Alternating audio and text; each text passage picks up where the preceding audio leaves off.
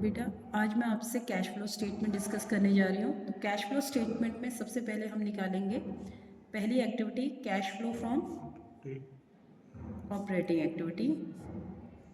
Then हमारा next task रहेगा cash flow from investing activity and then last one is C cash flow from financing activity. ये तीन activity जब आपकी perform हो जाएंगी तो उन तीनों के आंसर को बोला जाता है नेट इंक्रीज या डिक्रीज। पॉजिटिव आंसर होगा तो इंक्रीज लगाएंगे, नेगेटिव आंसर होगा तो डिक्रीज लगाएंगे। नेट इंक्रीज या decrease cash and cash equivalent, cash and cash equivalent. Okay, then हम इसमें ऐड करेंगे cash and cash equivalent beginning of the year. आपको पता ही होगा कैश एंड कैश इक्विवेलेंट में क्या आता है, cash in hand, cash at bank, marketable securities, ठीक है। Current investment, current investment is also known as marketable securities. तो कैश एंड कैश इक्विवेलेंट आपको निकालना है और उसके बाद उसका बिगनिंग लिखना है एंड देन फाइनल आंसर को हम बोलेंगे cash and cash equivalent at the end, equivalent at the end. Clear? तो अब हम सबसे पहले फाइनेंसिंग एक्टिविटी करते हैं। हमें क्वेश्चन में से cash and cash equivalent at the end ढूंढना है, ठीक है, और cash and cash equivalent beginning ढूंढना है। पहले मैं रिव्यू दे रही हूँ सिर्फ और सिर्फ आपको थोड़ा सा रिवीजन हो जाए, ठीक है। तो cash flow from financing activity में क्या आता है? Cash flow from financing activity में हमारी तीन चीज़ें आती हैं, लाइक हमारे शेयर होल्डर फंड, हमारी non current liabilities and current liabilities. तो शेयर होल्डर फंड से हम पैसा कहाँ से रेज करते हैं? Equity shares and preference shares. तो इक्विटी शेयर्स यहाँ आ जाएंगे, प्रेफरेंस शेयर्स आ जाएंगे। देन उसके बाद नॉन करंट लायबिलिटी में long term borrow fund, like हमने बैंक से लोन लिया है, हमने डिबेंचर्स से पैसा इकट्ठा किया है, पब्लिक डिपॉजिट से किया है, वो सारा इसके अंदर आ जाएगा। देन हमारा करंट लायबिलिटीज, करंट लायबिलिटी में से बैंक ओवरड्राफ्ट और cash credit, bank overdraft, cash credit, ठीक है। इनसे हम फंड रेज भी कर सकते हैं और रिवर्स भी कर सकते हैं। अगर हमने फंड रेज किया है तो पॉजिटिव जाएगा, अगर फंड रीपेमेंट किया है तो नेगेटिव जाएगा। तो इसमें आएगा issue of shares, issue of shares, debentures, bank loan, ठीक है, पब्लिक डिपॉजिट्स, ओके, वो सारे। फिर नेक्स्ट रिडम्पशन ऑफ, ठीक है, redemption of shares, debentures, bank loan, public deposit. अब हमने शेयर्स इशू किए हैं तो हमें उनको डिविडेंड पे करना पड़ेगा, डिबेंचर्स इशू किए हैं तो हमें उनको इंटरेस्ट पे करना पड़ेगा, ठीक है। तो हम क्या करेंगे, interest on debentures and dividend on shares, dividend on shares, ये सारा क्या हो जाएगा, ये माइनस हो जाएंगे। रिडम्पशन भी क्या होगा, माइनस होगा, लेकिन इशू क्या हो जाएगा, प्लस होगा। क्लियर? बात समझ में आए? अब शेयर इशू एक्सपेंसेस भी हो सकते हैं, share issue expenses, premium on redemption of, premium on redemption of shares, debenture जो भी है वो सारा माइनस होगा। क्या होगा, माइनस। ये जो एक्सपेंसेस मैंने यहाँ माइनस किए हैं ये दो, ये ऑपरेटिंग में क्या हो जाते हैं, ऐड हो जाते हैं। क्या हो जाते हैं, ऐड, ठीक है। तो इनको मैं यहाँ से जो ये एक्सपेंसेस अभी मैंने माइनस किए हैं इनको ऑपरेटिंग एक्टिविटी में जाके मुझे प्लस करना पड़ेगा, ठीक है। तो ऑपरेटिंग एक्टिविटी में जो सबसे पहले निकाला जाता है वो क्या निकाला जाता है बेटा, सबसे पहले निकाला जाता है, बताओ, net profit, net profit before tax, before tax and extra ordinary items, extra ordinary items. इसे हम कहाँ से निकालते हैं, वर्किंग नोट से। कहाँ से निकालते हैं, working note number 1। Working note number आप अलग से बनाएंगे, उसमें सबसे पहले आप क्या लेंगे, प्रॉफिट लेंगे। क्या लेंगे बेटा, प्रॉफिट लेंगे। आप प्रॉफिट, हम क्या निकाल रहे हैं, net profit before tax and extra ordinary item. इसके लिए हम स्टेटमेंट ऑफ पीएनएल लेंगे। बेटा statement of PNL balance sheet में कहाँ मिलेगा?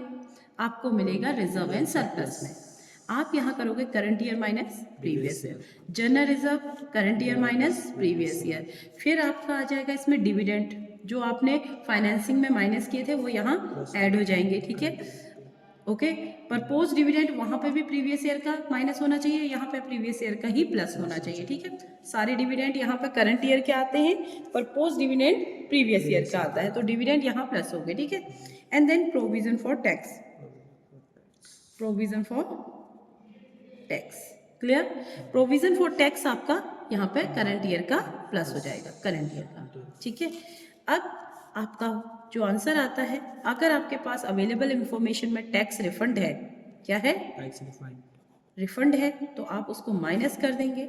ये बहुत रेयर पूछा जाता है टैक्स रिफंड, ठीक है।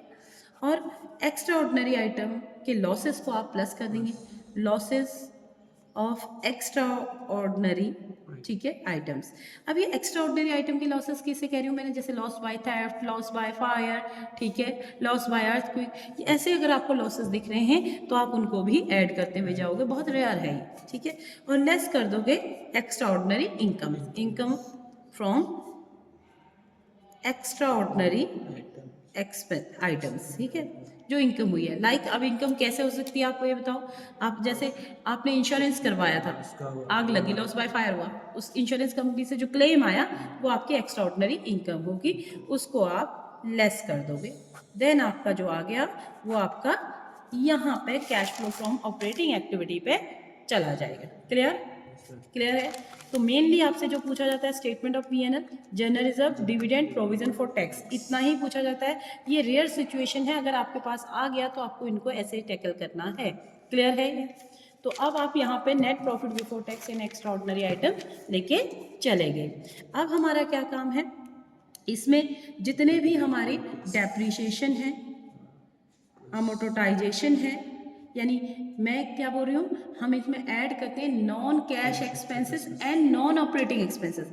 ऐड क्या करते हैं, non cash expenses, non operating, add non cash and non operating expenses. तो नॉन कैश डेप्रिसिएशन हो गया, अमोर्टाइजेशन ऑफ गुडविल, अगर गुडविल की वैल्यू डाउन होती है तो amortisation, depreciation on tangible assets, ठीक है। एंड देन आप यहाँ पर और क्या प्लस करोगे, loss on sale of machinery, loss on sale of machinery, और क्या प्लस करोगे आप, interest on debentures, interest on long term borrowing and interest on short term borrow fund, ठीक है। और क्या प्लस करोगे, premium on redemption of debenture, premium on redemption of debenture या शेयर्स, जो भी आपका है वो आप यहाँ कर दोगे, क्योंकि ये फाइनेंसिंग में माइनस हुए, ये भी फाइनेंसिंग में माइनस हुआ, ये भी फाइनेंसिंग है, ये भी फाइनेंस, जो फाइनेंसिंग के एक्सपेंसेस होंगे, लाइक मैंने वहाँ शेयर इशू एक्सपेंसेस भी लिया था तो वो भी यहाँ प्लस हो जाएगा, share issue expenses, प्रीमिलरी expenses, प्रीमिलरी expenses वो भी यहाँ पे प्लस हो जाएगा, ठीक है। ये समझ में आया। अब मेरे यहाँ पे आ जाता है, ये तो मेरे एक्सपेंसेस हैं, एक और आ जाता है आपका provision for doubtful debts, provision for doubtful debts, clear. अब इसके बाद लेस करने की बारी आती है, तो हम लेस क्या करेंगे, हम करेंगे non cash and non operating incomes को, क्या करेंगे, नॉन कैश और नॉन ऑपरेटिंग इनकम। लाइक जैसे लॉस था, लॉस को प्रॉफिट बना देंगे, profit on sale of tangible asset, कोई भी टेंजिबल एसेट, ठीक है, इसको भी हम क्या कर देंगे, लेस कर देंगे, ठीक है। उसके बाद और क्या लेस करेंगे हम, जैसे interest received, rent received, dividend received,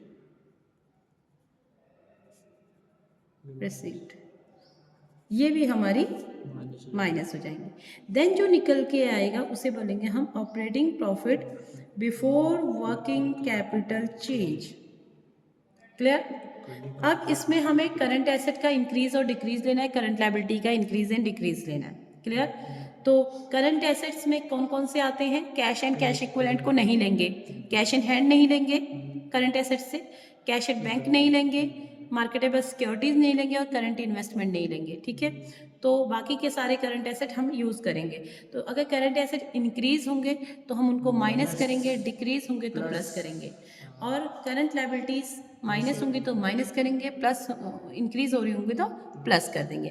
तो इसका मतलब है कि करंट एसेट्स अगर इंक्रीज हो रहे हैं तो वो हो जाएंगे माइनस, क्या हो जाएंगे माइनस, ठीक है। और करंट लायबिलिटीज़ क्या हो जाएंगे बेटा, बढ़ेगी तो प्लस होगी। करंट लायबिलिटीज़ अगर डिक्रीज हो रही हैं तो वो माइनस हो जाएगी, ठीक है। करंट लायबिलिटी अगर डिक्रीज हो रही है तो वो क्या हो जाएंगे, माइनस हो जाएंगे। करंट एसेट इंक्रीज होंगे तो माइनस होंगे, ठीक है। अब करंट लायबिलिटी इंक्रीज हो जाएंगी, करंट लायबिलिटीज अगर आपकी इंक्रीज होंगी तो वो प्लस हो जाएगी, और करंट एसेट्स आपके डिक्रीज होंगे तो वो भी प्लस हो जाएंगे, क्या हो जाएंगे, प्लस हो जाएंगे। तो इसके बाद आप इन सब को कर लेंगे इसके अंदर ऐड माइनस करके जैसे भी, और जो फाइनल आंसर आया, ठीक है, उसमें से फिर एक चीज को माइनस करेंगे, that is provision for tax. क्या लेस करोगे, less provision for tax previous year का, क्या किसका, ये जो आंसर आया इसको आप यहाँ लिख देंगे फाइनल आंसर में, और इसे ही बोला जाएगा, अगर ये पॉजिटिव आंसर आता है आप इसे बोलेंगे cash generated from operating activity. अगर बाई चांस ये नेगेटिव आ गया तो आप इस आंसर को क्या कॉल करोगे, cash used in operating activity. Clear, बात समझ में आ गई। इसके बाद मैं एक चीज़ यहाँ पर बताना भूल गई थी बेटा, अगर हमने प्रोविज़न फॉर डाउटफुल डेट्स को इंक्रीज को यहाँ प्लस किया है, तो अगर हमारा provision for doubtful debts decrease होता है तो हम उसको माइनस कर देते हैं, ठीक है। Clear, decrease in provision for doubtful debts. Clear बच्चे, ठीक है। अब हमारी रहेगी इन्वेस्टिंग एक्टिविटी। इन्वेस्टिंग एक्टिविटी में हमारा सिर्फ एक ही हेड पे फोकस होता है, वो कौन सा, नॉन करंट एसेट्स पे। किस पे, नॉन करंट, यानी हमने जो इन्वेस्टमेंट की है, हमने इन्वेस्टमेंट किस किस में की है, हमने इन्वेस्टमेंट की है शेयर्स में, हमने इन्वेस्टमेंट की है बिल्डिंग में, ठीक है। यानी मैं अगर मैं परचेज ऑफ बिल्डिंग कर रही हूँ, परचेज ऑफ बिल्डिंग, तो मेरा पैसा जाएगा, यस या नो, तो ये हो जाएगा माइनस। अब जितने भी टेंजिबल और इनटेंजिबल एसेट्स हैं, अगर मैं उनकी परचेजिंग कर रही हूँ, ठीक है, वो जाएंगे। तो बिल्डिंग हो गया, मशीनरी हो गया, फर्नीचर हो गया, ऑफिस इक्विपमेंट हो गया, ये सारे एसेट्स हैं, इनको अगर हम परचेज कर रहे हैं तो इससे पैसे का आउटफ्लो होगा। देन सेल्स ऑफ, यही सारी चीज़ें, building, machinery, furniture, office equipment या शेयर्स, किसी अनदर कंपनी के शेयर्स। क्लियर, उसके बाद जो इनकम हमने कमाई है, हमने ऑपरेटिंग में माइनस कर दी थी वो इनकम, वो यहाँ क्या करनी पड़ेगी, plus. Interest on, sorry interest कह रही हूँ, रेंट रिसीव्ड, डिविडेंड रिसीव्ड और इंटरेस्ट रिसीव्ड। क्लियर, तो ये सारी चीज़ें क्या हो जाएंगी, प्लस, ठीक है। बात समझ में आई, तो इतना ही है ये, इससे ज़्यादा कुछ नहीं है इसके अंदर, ओके। तो इसको आप क्या कर दोगे, इसको भी प्लस, इसको भी प्लस। देन पॉजिटिव आंसर आता है तो आप यहाँ पर उसको लिखोगे cash generated from operating activity. अगर नेगेटिव आंसर आता है तो आप लिखोगे cash used in investing activity. मैंने शायद पीछे में ऑपरेटिंग बोल दिया, इन्वेस्टिंग है, ठीक है। क्लियर, तो ये समझ में आया है।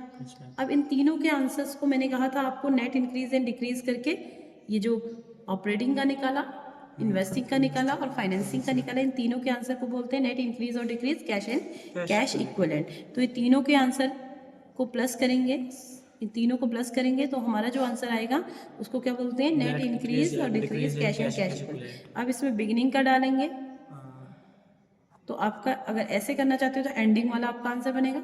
अगर इसका आंसर निकालना है थर्ड स्टेप में तो एंडिंग का ढूंढ लीजिएगा, बिगनिंग का मिल जाता है बैलेंस शीट में से, इन दोनों का डिफरेंस निकाल के ये निकल आएगा। क्लियर, ठीक है।